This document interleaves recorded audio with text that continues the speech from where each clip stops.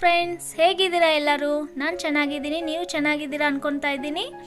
ನಾನಿವತ್ತು ಮಾಡ್ತಾ ಇರೋ recipe simple and easy chicken gravy ಹೇಗೆ ಮಾಡೋದಂತ ತೋರಿಸ್ತೀನಿ ಬನ್ನಿ. ಇಲ್ಲಿ ನಾನು 1 kg ಚಿಕನ್ ತಗೊಂಡಿದ್ದೀನಿ, ನೀಟಾಗಿ ತೊಳೆದಿಟ್ಕೊಂಡಿದ್ದೀನಿ. ಇವಾಗ ಏನು ಬೇಕು ನೋಡೋಣ. ಕರಿಬೇವು, ಪುದೀನ ಸೊಪ್ಪು, ಕೊತ್ತಂಬರಿ, 2 ಗ್ರೀನ್ ಚಿಲ್ಲಿ ತಗೊಂಡಿದ್ದೀನಿ. ನಿಮ್ಗೆ ಇನ್ನೂ ಖಾರ ಬೇಕಂದರೆ ಇನ್ನೂ 2 ತಗೊಳ್ಳಿ. ಮತ್ತು ಇಲ್ಲಿ ಹಸಿ ಕೊಬ್ಬರಿ ಸ್ವಲ್ಪ ತಗೊಂಡಿದ್ದೀನಿ, 1 ಟೊಮೆಟೊ ತಗೊಂಡಿದ್ದೀನಿ. ಮತ್ತು ಶುಂಠಿ ಬೆಳ್ಳುಳ್ಳಿ ಪೇಸ್ಟು 2 ಟೀ ಸ್ಪೂನ್ ತಗೊತಾ ಇದ್ದೀನಿ.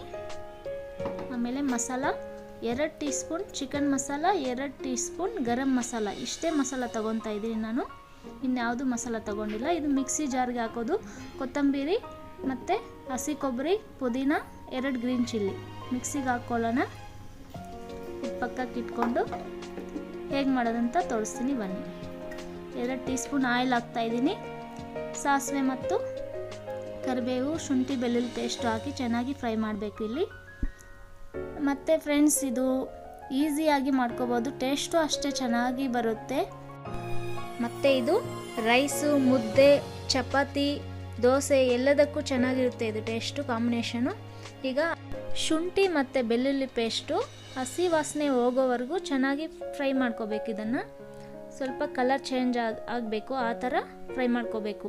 ಇಲ್ಲಾಂದರೆ ಹಸಿ ಸ್ಮೆಲ್ ಬರುತ್ತೆ. ಚೆನ್ನಾಗಿ ಕಲರ್ ಬರೋವರೆಗೂ ಫ್ರೈ ಮಾಡಿದ್ರೆ ಹಸಿ ಸ್ಮೆಲ್ ಏನೂ ಬರಲ್ಲ.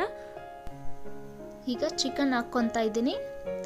ಚಿಕನ್ ಹಾಕಿದ್ಮೇಲೆ ಸ್ವಲ್ಪ ಅರಿಶಿನ, ಸ್ವಲ್ಪ ಸಾಲ್ಟು ಆ್ಯಡ್ ಮಾಡ್ತಾಯಿದ್ದೀನಿ. ಆ್ಯಡ್ ಮಾಡಿದ್ಮೇಲೆ ಚೆನ್ನಾಗಿ ಒಂದು ಸಾರಿ ಮಿಕ್ಸ್ ಮಾಡಬೇಕು.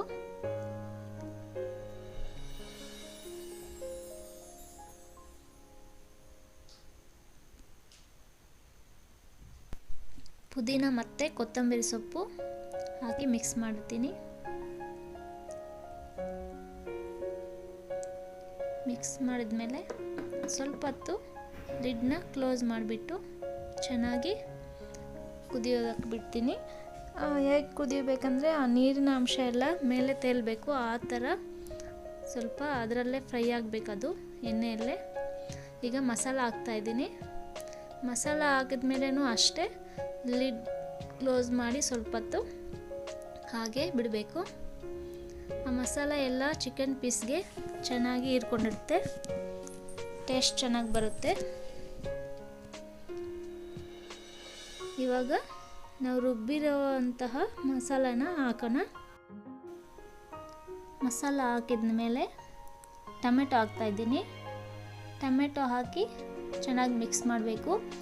ಹಾಗೆ ನೀವು ಎಷ್ಟು ಬೇಕೋ ಅಷ್ಟು ನೀರನ್ನು ಹಾಕಿ 1 ವಿಸಿಲ್ ಕೂಗಿಸ್ಕೊಳ್ಳಿ. 1 ವಿಸಿಲ್ ಕೂಗಿಸ್ಕೊಂಡ ನಂತರ ಈಗ ನೋಡಿ ಸಾಂಬಾರು ರೆಡಿಯಾಗಿದೆ. ಲಾಸ್ಟಲ್ಲಿ ಕೊತ್ತಂಬರಿ ಸೊಪ್ಪನ್ನ ಸ್ವಲ್ಪ ಮೇಲೆ ಹಾಕೋಣ.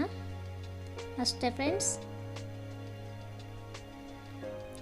ಈಸಿ ಸಿಂಪಲ್ ಆಗಿದೆಯಲ್ಲ ಈ ರುಚಿಯಾದ ಚಿಕನ್ ಗ್ರೇವಿ. ನೀವು ಟ್ರೈ ಮಾಡಿ ನೋಡಿ, ಹೇಗಿದೆಯಾ ಅಂತ ಕಾಮೆಂಟ್ ಮಾಡಿ ಹೇಳಿ. ಪ್ಲೀಸ್ ಸಬ್ಸ್ಕ್ರೈಬ್ ಮಾಡ್ಕೊಳ್ಳಿ ನಮ್ಮ ಚಾನಲ್ನ, ಲೈಕ್ ಮಾಡಿ, ಶೇರ್ ಮಾಡಿ. ಈ ವಿಡಿಯೋ ನೋಡೋದಕ್ಕಾಗಿ ಎಲ್ಲರಿಗೂ ಧನ್ಯವಾದಗಳು.